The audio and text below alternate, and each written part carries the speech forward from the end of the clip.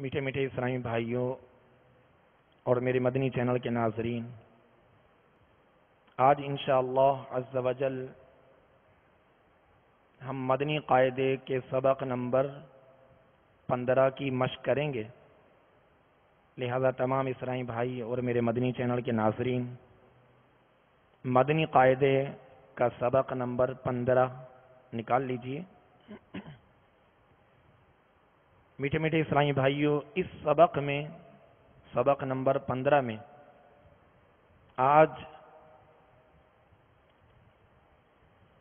جن قواعد کی مشق ہوگی، جو قواعد ہم سیکھیں گے وہ ہیں میم ساکن کے قاعدے۔ ہم نے اس سے قبل نون ساکن اور تنوین کے قاعدے سیکھے تھے،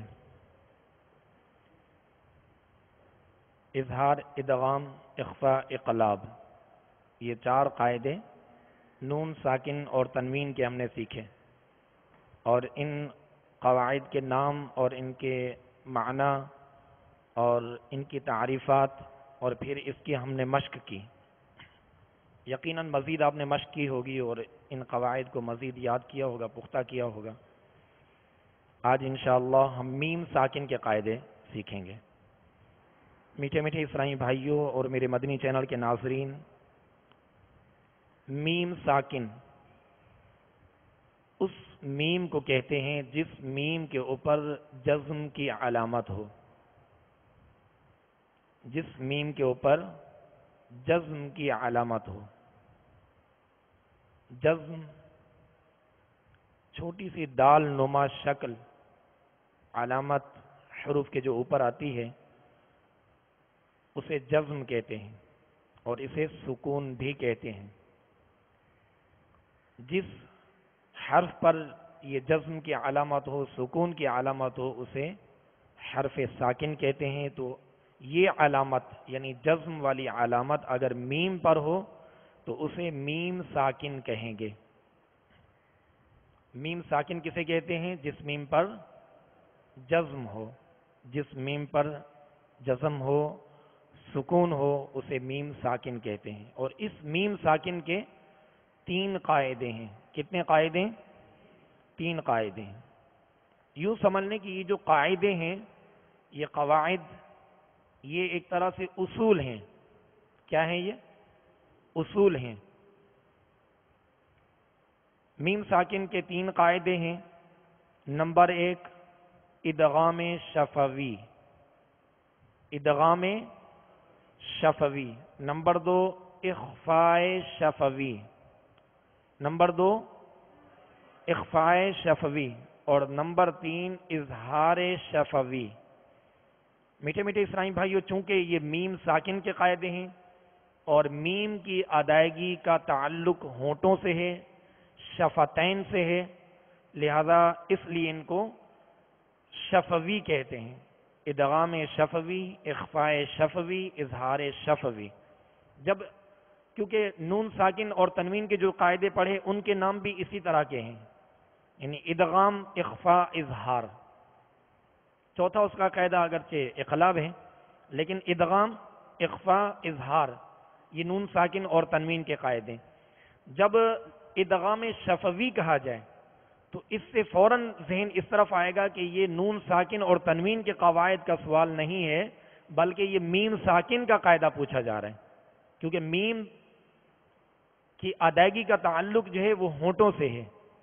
یہ حرف شفویہ ہے، حرف شفویہ ہے، ہونٹوں سے ادا ہوتا ہے۔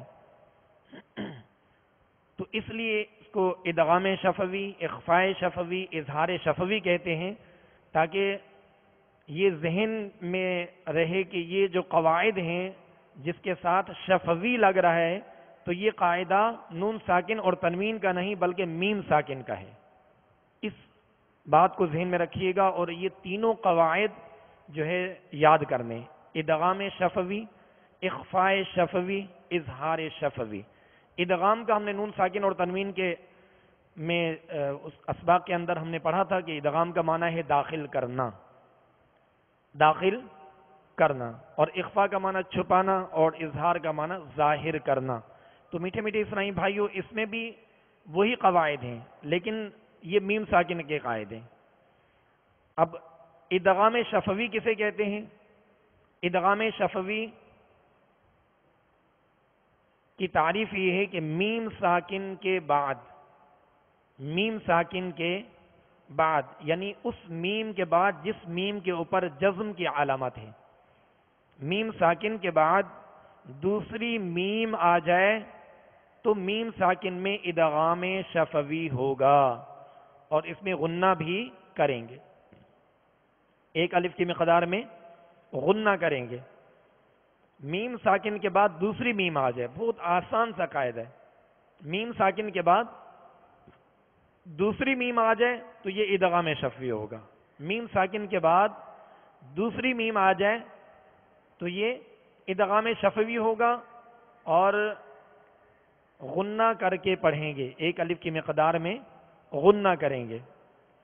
اخفاء شفوی، میم ساکن کے بعد حرف با آ جائے، میم ساکن کے بعد حرف با آ جائے تو میم ساکن میں اخفاء شفوی ہوگا، یعنی اس میں بھی غنہ کریں گے، ایک الف کی مقدار میں غنہ کریں گے۔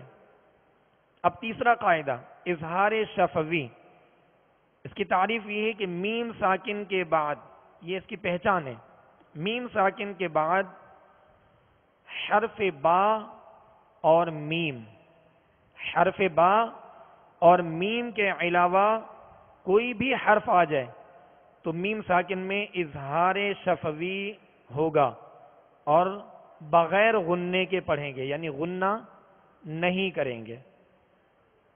یہ ان کی تعریفات ہیں، یہ مدنی قاعدے میں بھی ان کی تعریفیں لکھی ہیں، لہذا ان قواعد کی خوب پہچان کر لیجئے گا، یاد کر لیجئے گا، تاکہ تلاوت کے دوران قواعد کی صحیح پہچان ہو سکے اور عمل کرنے میں آسانی ہو۔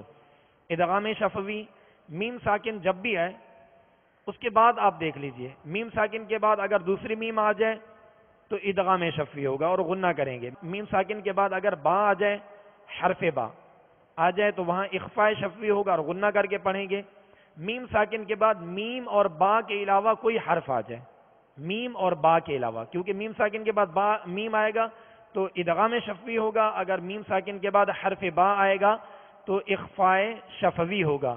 اب میم ساکن کے بعد ان دونوں حروف یعنی حرف با اور حرف میم کے علاوہ کوئی بھی حروف، 29 حروف میں سے کوئی بھی حروف آ جائے، میم ساکن کے بعد حرف با اور میم کے علاوہ کوئی بھی حرف آ جائے تو وہاں کیا کریں گے؟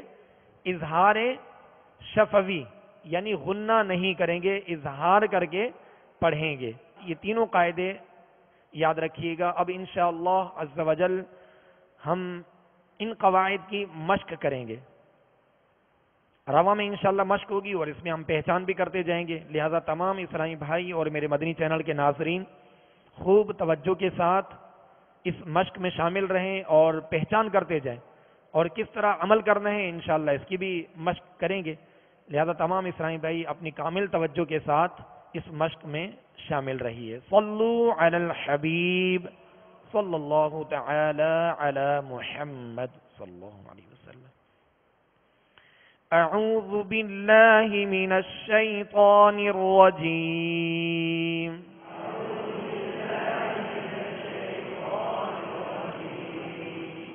بسم اللہ الرحمن الرحیم۔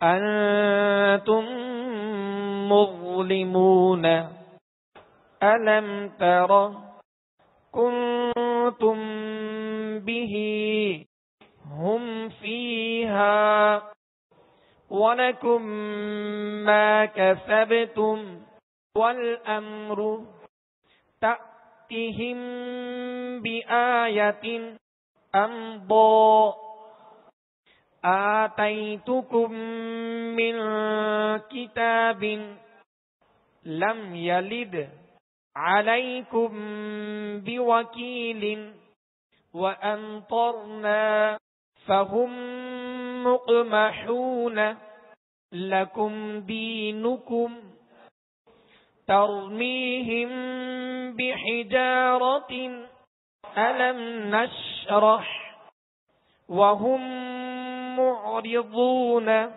وخلقناكم أزواجا وما هم بمؤمنين أم صبرنا لهم منا الحسنى ذلكم قولكم بعضكم ببعض عليهم غضب